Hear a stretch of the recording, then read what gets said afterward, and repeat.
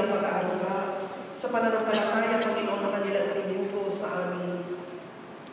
Sa mga sandaling ito, Panginoon, nais namin patuloy na itaas ang kanilang buhay sa iyo.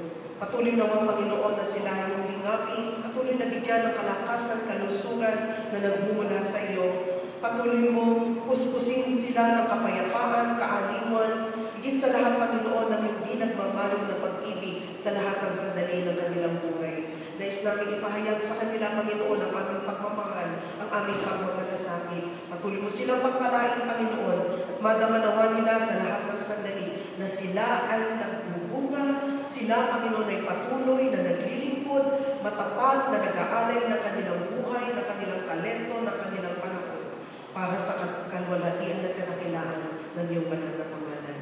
Sa iyo po ang papuri at pasasalamat sa pamagitan ng kanilang buhay, sa tanging pangalan po ni Kristo Jesus na aming Panginoon at tagapagligtas. Amen. Palakpakan po natin ang ating mga lolo